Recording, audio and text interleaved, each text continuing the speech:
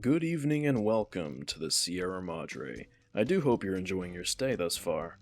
Today we're going to be taking a look at the combat within Dead Money and what players can expect to experience within this expansion.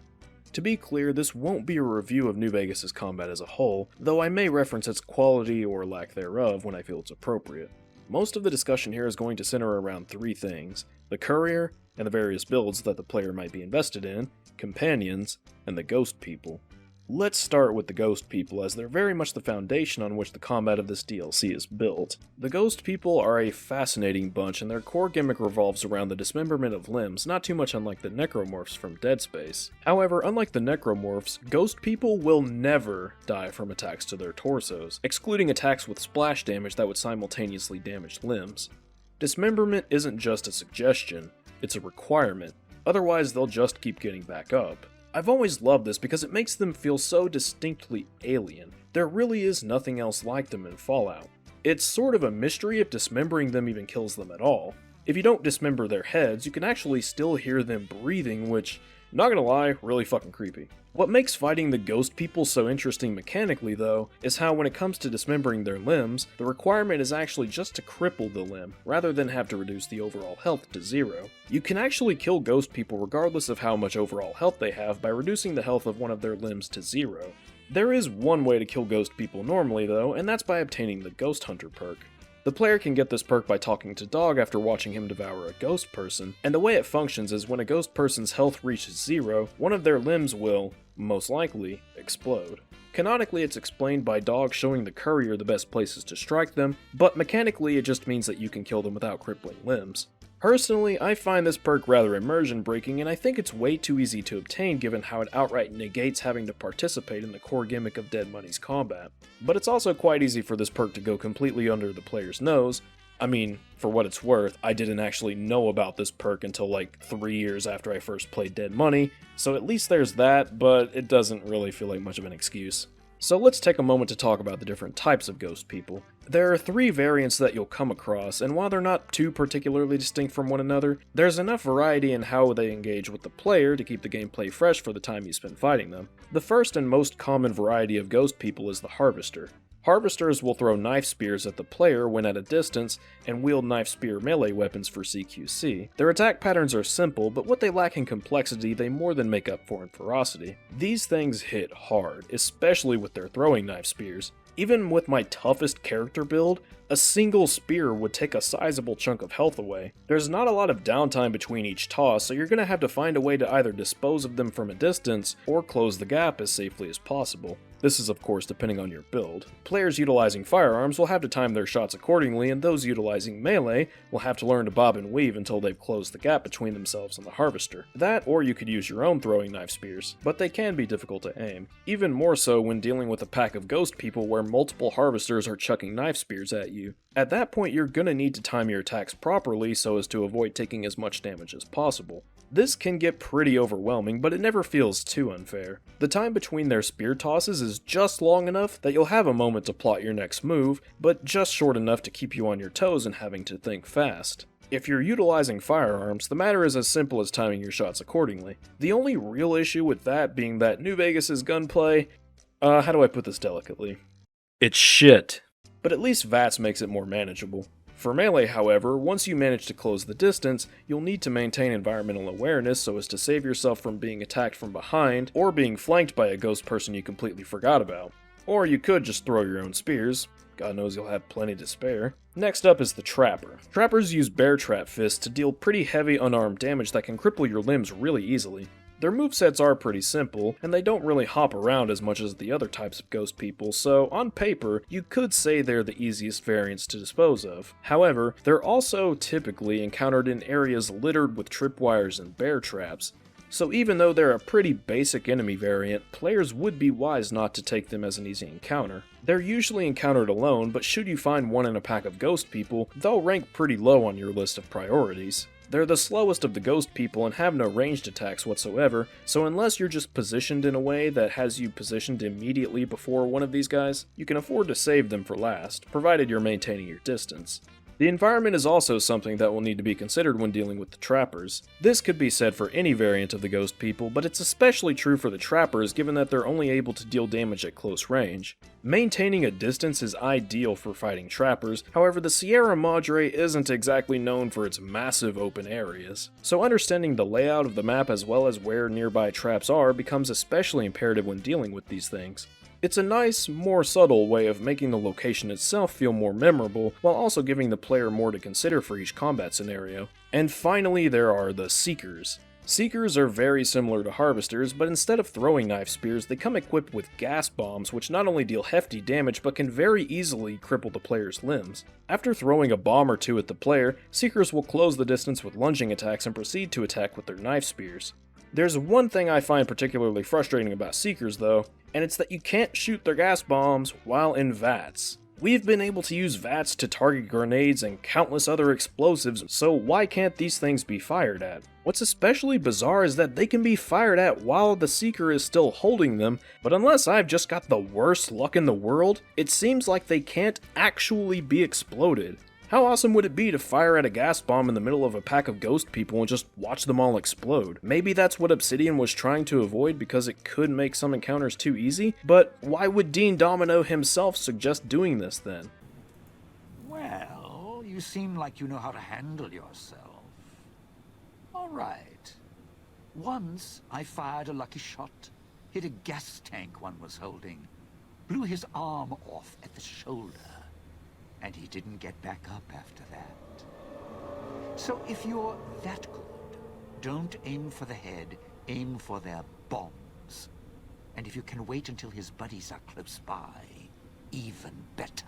And why not just design the levels and encounters in a way that accounts for this possibility? It's just such a basic piece of game design that they've outright denied to the player, and I can't make any sense of it. Otherwise, I like the Seekers. They're a bit samey in comparison to the Harvesters, but their more aggressive behavior and the use of gas bombs make them stand out adequately enough. It's just really bizarre that you can't shoot the gas bombs. Like, seriously, what the fuck? It's a nice reprieve that several weapons in Dead Money, such as the knife spear and police pistol, deal bonus damage to limbs, but it's a reasonable way of offsetting their otherwise highly durable dispositions.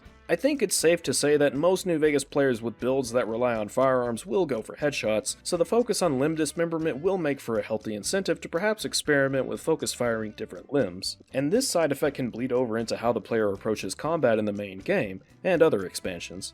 I can actually say from experience that following Dead Money, I was far more inclined to fire at enemy limbs rather than just going for headshots all the time. So thanks, Dead Money. This also applies to those utilizing melee builds. Let's face it, melee builds may be powerful in New Vegas, but the combat itself isn't exactly complex. However, thanks to the focus on limb dismemberment, suddenly melee players will find themselves being more tactical and focused in their strikes, rather than just wailing away until the enemy's health reaches 0. This is great because now the player is doing a lot more thinking, which feels natural given the simplistic nature of New Vegas' melee combat.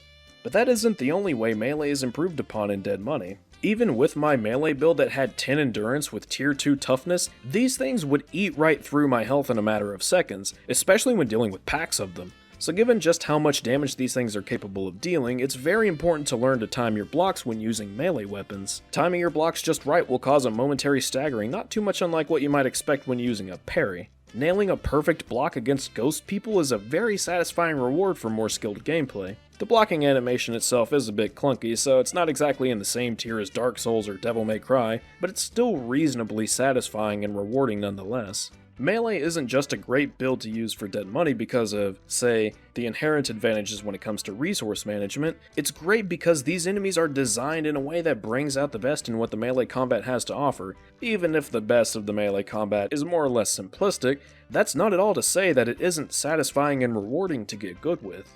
So how about explosive builds? How did these fare against the ghost people? I'll say, decently. Explosive builds inherently have a huge advantage over other builds in that explosives generally deal damage to all limbs, meaning you don't really have to focus on the limbs so much as just making sure that your bombs land relatively close to your enemies. That alone could make explosive builds inherently top tier when it comes to handling the ghost people, but there are several very clever design choices that offset this. For starters, the environment.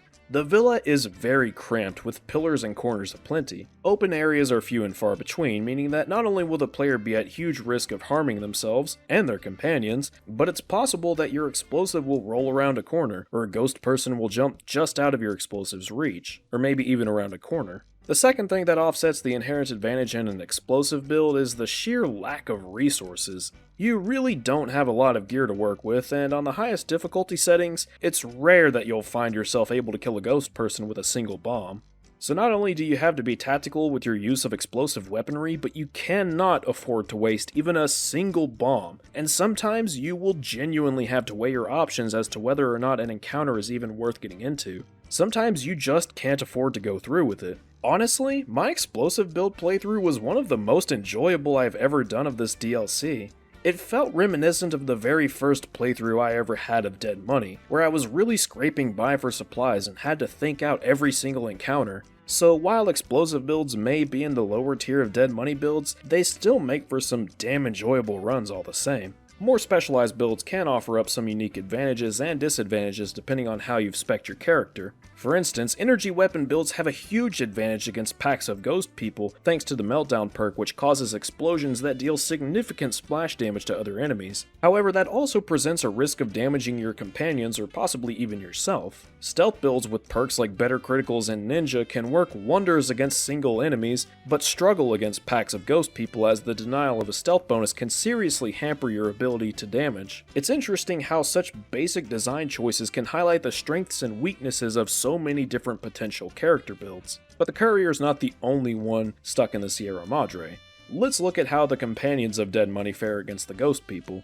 There are 3 companions the Courier will come across in the Sierra Madre, 4 if you consider that one of these companions can play in 2 distinct ways, and technically is, but also sort of not 2 characters. It's kind of weird. There's Dean Domino, who primarily uses a police pistol, Christine, who specializes in both energy weapons and melee combat, and Dog, who's a melee-focused super mutant.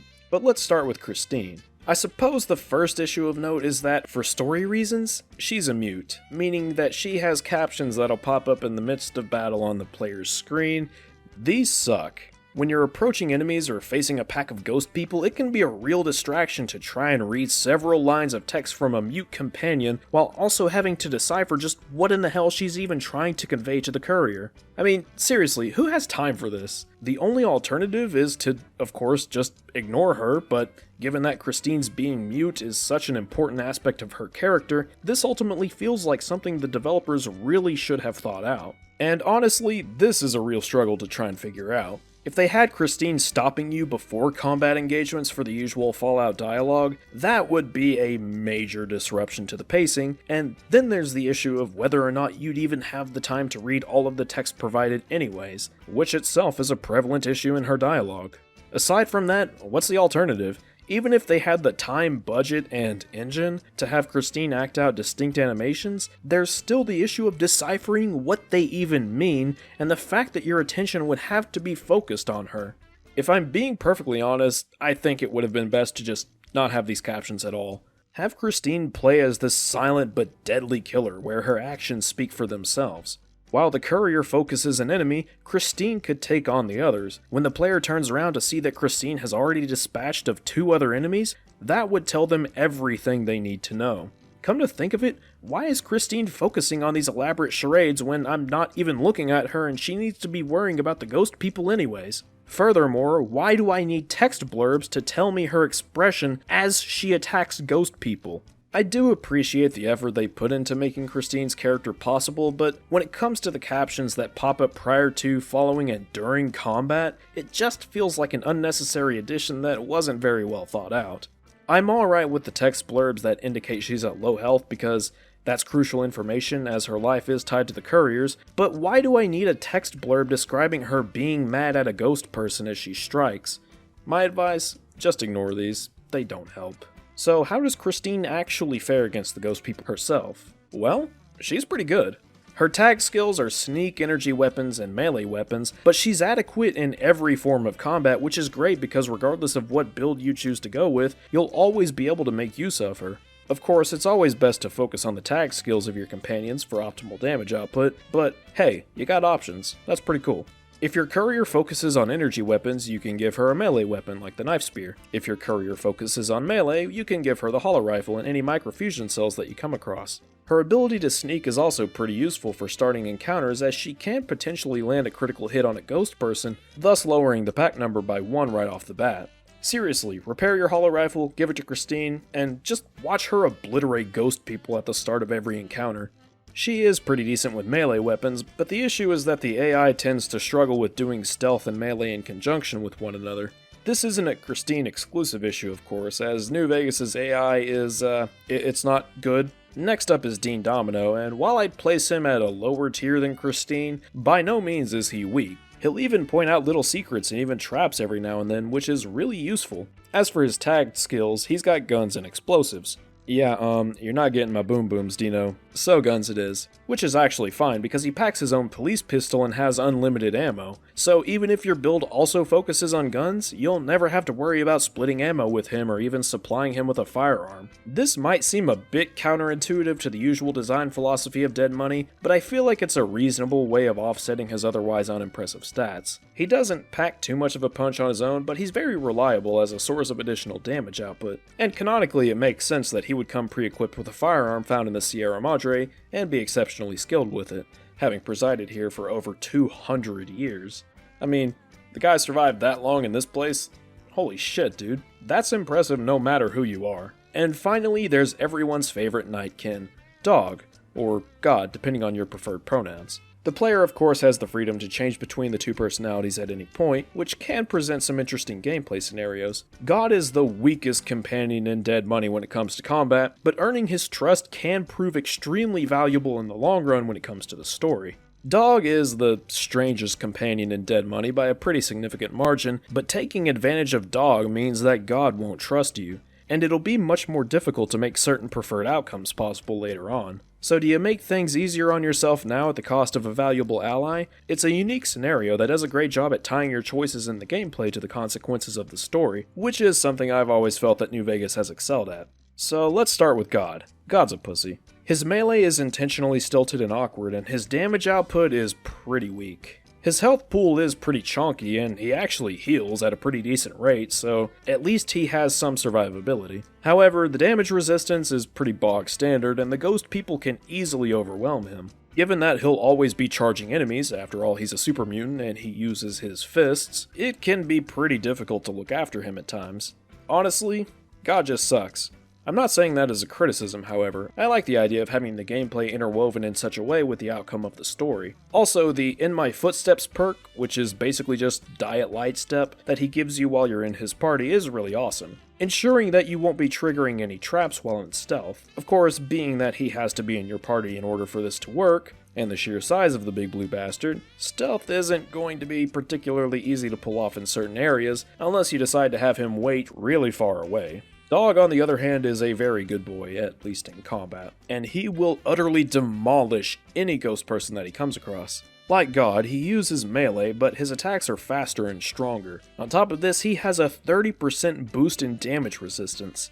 Combine that with the already massive health pool, and he can practically walk through packs of ghost people with little more than a scratch or two. He doesn't have God's regenerating health perk, but to be perfectly frank, he just doesn't need it. Dog is a walking apocalypse that can easily carry you even on the highest possible difficulty settings. In addition to this, Dog will chow down on any incapacitated ghost person that has yet to have one of their limbs severed, killing them permanently. Dog is insanely powerful, and a very good boy. 10 out of 10 would take for walks around the Sierra Madre. If there's one criticism I had for Dog and God both, it's that their dialogue becomes, "It's your own fault you're here.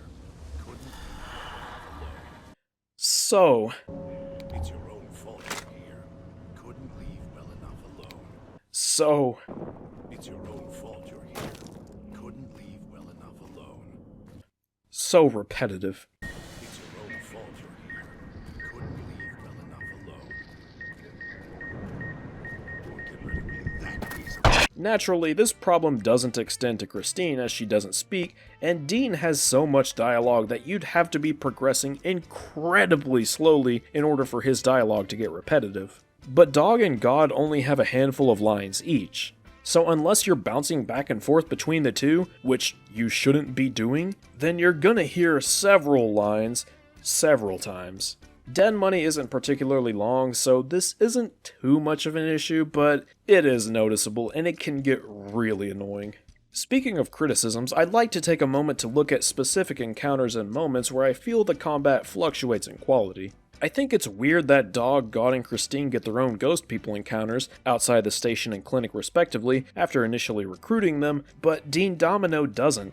When recruiting Dean, he shows the courier a shortcut straight back to the villa, which, I mean, that's fine, it's in line with his character, but on the way there is a single encounter with one ghost person, and it's in the middle of a thick pocket of the cloud, so the player's either going to be running right past it or killing it as fast as possible. With Dog, God, and Christine, the player got to see firsthand how they fare in combat, but with Dean, you don't really see what he can do until taking him to do something else later on. It just seems odd to have enemies spawn specifically for the purpose of showing the player what the other characters can do, only to not do the same for Dean. At the very least though, Dean is very forthcoming with what he specializes in, so at least the player won't feel as though this information just isn't being conveyed to them, unlike someone else. Also, I feel as though these encounters following Dog, God, and Christine's recruiting could have been a bit more interesting, especially Christine's. The player will most likely be recruiting Dog and God first, so having a couple of enemies spawn outside the station is adequate enough. It makes sense story-wise too, since God was using the radios that are now turned off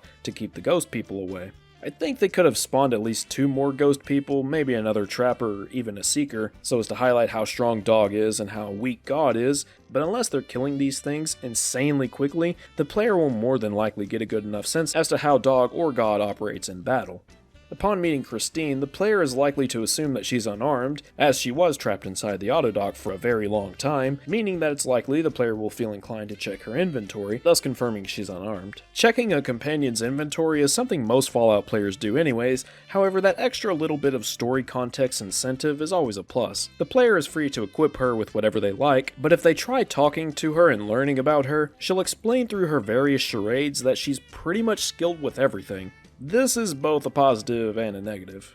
On the plus side, the player is free to equip her with whatever they like, so unused weapons will always get some use. On the negative, she never makes it expressly clear that her best skills, her tagged skills, are melee, energy weapons, and sneak. So aside from looking up her tagged skills, players don't really have any way of figuring out what she's actually best at. Let's go over a brief hypothetical. It's your first time playing Dead Money, you're using an energy weapons build, you come across Christine, and you figure that it would be best for her to use the police pistol since she's small, being below average height compared to the vast majority of New Vegas' NPCs, which typically share the exact same height, because, as some players know, the size of the character model actually correlates somewhat to their damage output and damage resistance. You're playing on a higher difficulty setting, and upon leaving the clinic, you find her skills with the police pistol rather subpar. That experience, plus the fact that she says that she can use any type of weaponry, might convey to the player that she's a jack of all trades, master of none. This is not the assumption that you want your players to be led to, and it could be potentially very detrimental to the experience, at least concerning specific instances with Christine as an ally. Now, bear in mind, that is a rather specific set of circumstances, and it's quite possible in this scenario that the player would choose to equip her with other types of weaponry, which would inevitably bring out what she's best at. It's just weird that Christine's dialogue doesn't make it particularly clear what she's best at. With Dog and God, they only have one method of attack, meaning that what you see is what you get, and the encounter with the ghost people outside the police station will show the player exactly what he can and will perform like when in combat. Christine, on the other hand, is capable of using and claims to be skilled with a variety of weaponry, so her first encounter with the ghost people can turn out any number of ways, depending on how much of her dialogue the player has exhausted,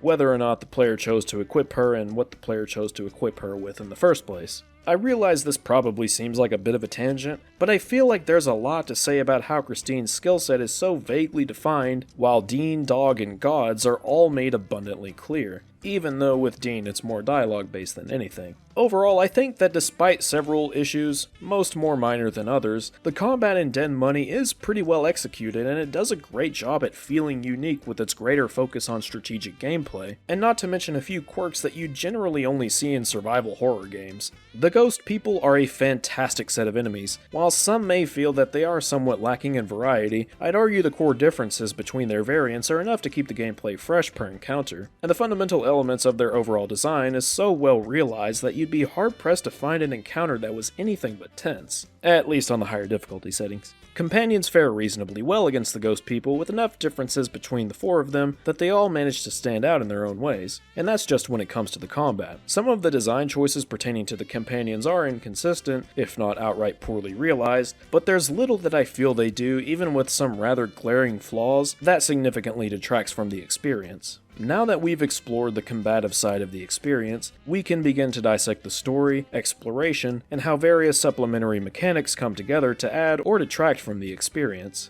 But that'll have to wait until next time. Thanks for watching. I'll see you again soon.